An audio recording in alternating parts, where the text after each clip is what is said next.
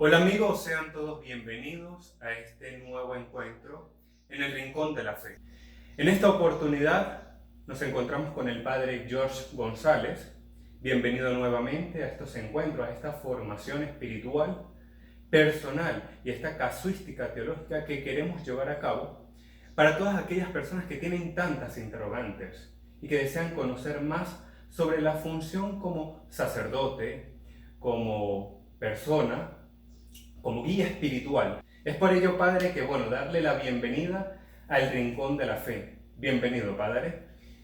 Bien, muchas gracias por esta invitación y este nuevo programa que no es más que seguir con los anteriores. Comencemos pues con una breve oración en el nombre del Padre y del Hijo y del Espíritu Santo. Amén. Amén. Te pedimos, Padre omnipotente y eterno, que derrames tu bendición sobre nosotros para que hablemos siempre de ti, de tus obras, de tu gran misericordia. Aleja de nosotros el poder de Satanás y de sus ángeles caídos. Y al Señor, que siempre marchemos por caminos del bien. Te pedimos, Señor, que nos ayudes a amarte cargando la cruz de cada día. Gloria al Padre y al Hijo y al Espíritu Santo. Como era en un principio, ahora y siempre, por los siglos de los siglos. Amén. Padre, para comenzar quiero hacerte una pregunta y es sobre que nos explique realmente, porque son muchos los conceptos, ¿qué es un exorcista? Un exorcista es un sacerdote que lleva a cabo el ministerio del exorcista. Es decir, un ministerio muy escaso en nuestros días. Un exorcista es una persona que dedica el ministerio sacerdotal a servirle al Señor, liberando a sus criaturas de las acechanzas del enemigo malo, que se manifiesta, entre otras muchas formas, se manifiesta en las posesiones diabólicas. Un exorcista es una persona que tiene que tener mucha oración y que tiene que estar en mucha comunión con Dios, con su obispo, con su presbiterio y especialmente con los fieles a que han sido encomendados a él. Los principales fieles de un exorcista, mayormente cuando hay una diócesis que tiene un exorcista oficial, pues son aquellas personas que están siendo perturbadas por el maligno. Ok, es decir que el Vaticano puede oficialmente nombrar a un exorcista. Claro, en efecto lo hace. Okay. Con la petición del obispo, del ordinario del lugar. De hecho, Roma tiene un exorcista propio, pero son muy pocas las diócesis del mundo que tienen un exorcista en cuanto a tal. Padre, también mencionas que es un ministerio muy escaso. ¿A qué se debe esa escasez que haces mención? Se debe sencillamente, y lo voy a decir con toda franqueza, a que a muchos sacerdotes les da vergüenza hablar de este tema, hasta tal punto que el tema de los exorcismos y de la demonología ha prácticamente desaparecido de la hermenéutica teológica. La teología sistemática actual poco habla de las fuerzas del mal. Hasta tal punto que yo me atrevo a decir que el ministerio del exorcista es como la cenicienta de la teología, como la marginada de la teología. Y si se tocan estos temas, se tocan muy escasamente y casi que con vergüenza de parte de muchos sacerdotes, pues porque el hacer teología se está orientando a cosas de suma importancia pastoral, pero estos son temas que son muy interesantes y que no se pueden obviar, y lamentablemente hoy en día casi nadie se dedica a eso. Estás en lo cierto, Padre. Realmente ahorita es un tema que muy poco se habla, muy poco se conoce. Hablamos mucho de Dios, pero como decía, también existe la maldad. Es por ello que también te digo, Padre, realmente ¿quién puede ser exorcista? ¿Yo puedo serlo? No, para ser exorcista, el exorcista mayor debe ser un sacerdote. Okay. No porque un laico no tenga las cualidades para ser un exorcista, sino porque se requiere del ministerio sacerdotal. También se requiere mucho del conocimiento de todo lo que es la demonología, la Sagrada Escritura en cuanto a la presencia de los demonios en la vida, en el ministerio de Jesús. se requiere que sea primero un sacerdote, segundo debe tener autorización del obispo. Sin embargo, todo sacerdote puede capacitarse y ser practicar un exorcismo en determinado momento. Okay. Lo ideal sería que cada diócesis del mundo tuviera un exorcista, pero vemos que esto no sucede, es decir, son muy pocas las diócesis, a excepción de algunas diócesis norteamericanas y otras, que tienen exorcistas oficiales. Que cuente con un exorcista. Pero para ser exorcista se requiere el ministerio del sacerdote, y para ser exorcista oficial de una diócesis se requiere el nombramiento por parte del obispo. Sin embargo, todo sacerdote legítimamente ordenado puede capacitarse y hacerle frente a una posesión diabólica en cualquier momento que sea necesario. Ok, en conclusión se puede decir que realmente para ser un exorcista se necesita tener el orden sacerdotal, su propia formación, y si desea ser un exorcista realmente de la arquidiócesis, el Vaticano hace su nombramiento para que eso se lleve a cabo. El Vaticano no tanto, se requiere el nombramiento de parte del obispo. El Vaticano ya ha permitido a los señores obispos que ellos mismos puedan nombrar sus propios exorcistas, solo que, como te decía al principio, es muy poco quien se quiere dedicar a esto. Padre, ¿y cómo son vistos dentro del clero los sacerdotes que practican exorcismo? A veces son vistos incluso con sentido burlesco, y esto dado a la misma obra del demonio, la secularización que estamos atravesando actualmente. Tampoco a casi nadie se le ocurre decir yo quiero ser exorcista. El sacerdote que se dedica a esto, pues en muchas ocasiones es visto como algo extraño, como alguien como fuera de lo común, que está como aislado y al que hay que recurrir. Digamos, en otras palabras, a veces a los exorcistas les toca sufrir incluso el rechazo de su propio clero, dado que el mismo demonio ha hecho que la concepción del mal se vea como algo normal, o incluso verse el demonio como la maldad y no como un ser en sí, o ver el diablo como sinónimo de la maldad. La maldad es fruto del diablo, pero el demonio existe como persona, eso es bíblico.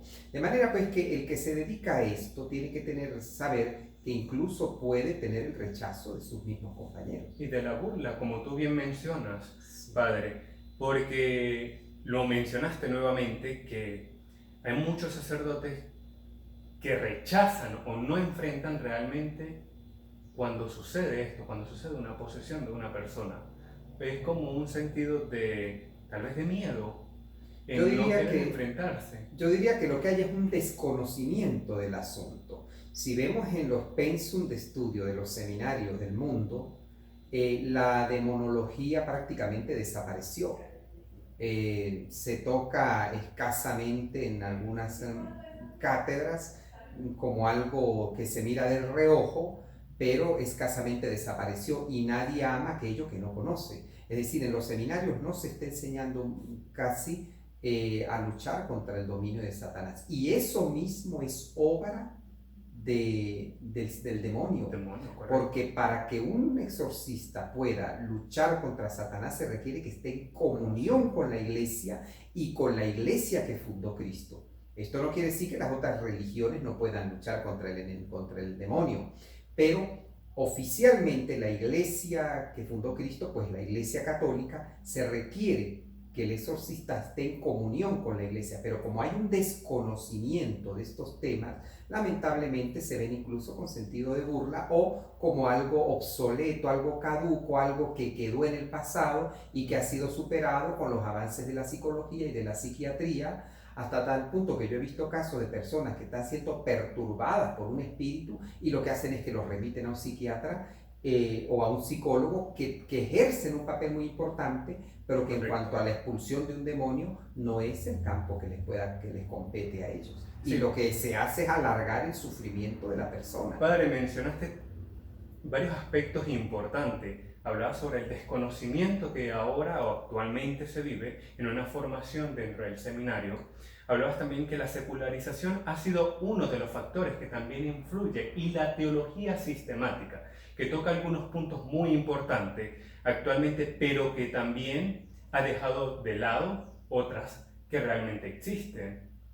Padre, partiendo por otro lado, ahora bien quisiera que nos narre algún caso que hayas tenido sobre un endemoniado.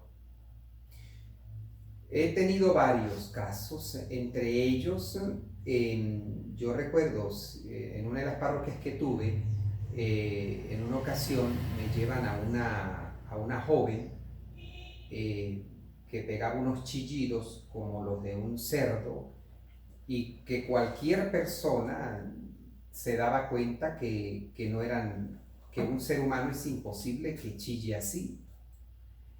Con una fuerza sobrenatural, me la llevaron a la parroquia amarrada a los pies, de pies y manos, como un cerdo, y su rostro era semejante al de un cerdo. Yo recuerdo que la pusieron en el piso y yo comencé a hacer unas oraciones de liberación, eh, y, y aquello fue algo muy triste. Esta joven se restregaba, gruñía como un cerdo, los pies incluso, mirarlos, parecían los de un cerdo.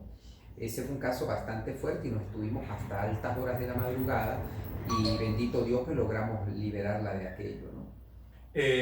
Claro, cada caso va a depender también porque puede durar 1 hora, 2 horas o tal vez meses.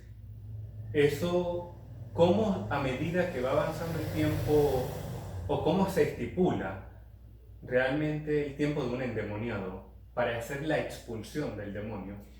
Un exorcismo puede durar 10 minutos o puede durar 10 años. Eso depende de muchos factores. Depende del espíritu que la persona tenga o de los espíritus que la persona tenga. Depende de la fe que rodea a la persona. Depende de la fe del mismo exorcista. Eso depende de muchos factores. Claro, como exorcista me imagino que debe tener toda una formación espiritual para poder enfrentar esas posesiones diabólicas. Para ser exorcista, yo aclaro, yo no soy exorcista oficial de la Arquidiócesis de Mérida ni de ningún otro sitio. Simplemente los casos que te estoy narrando es porque me han llegado, Okay. y Dios me dio quizá el don de poder distinguir un poco de estas cosas, y he podido hacer algo por estas personas, pero no soy exorcista nombrado por la Arquidiócesis. Solamente que ejerzo el ministerio sacerdotal, y como tal, pues le he hecho frente a estas Es una circunstancias. función que también como sacerdote Claro. debes cumplir, porque era lo que tú mencionabas, para ser exorcista se debe tener el orden sacerdotal. Todo sacerdote puede ser exorcista. Es decir, no es que todo sacerdote pueda ser exorcista. Todo sacerdote, si quiere, puede hacerlo, pero puede hacerlo aquel que quiera, aquel que tenga el don de hacerlo. Para ser exorcista se requiere que el Señor dé el don, como para hacer cualquier otro carisma se requiere que el Señor dé el don. Y es un don, pues, que hay que pedirlo.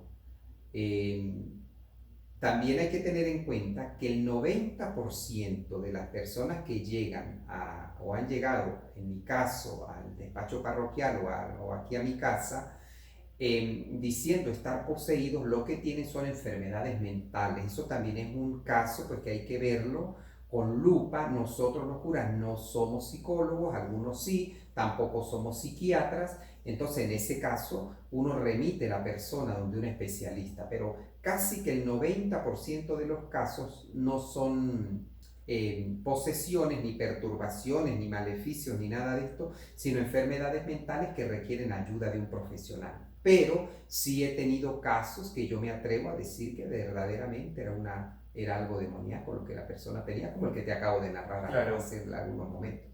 Bueno, padre, gracias por narrarnos esa experiencia de esa joven que realmente, pues, no muchas personas lo pueden creer, pero realmente existe. Pero también a su vez leí en una oportunidad un libro que trataba sobre los casos del demonio, o que hablaba de un exorcista.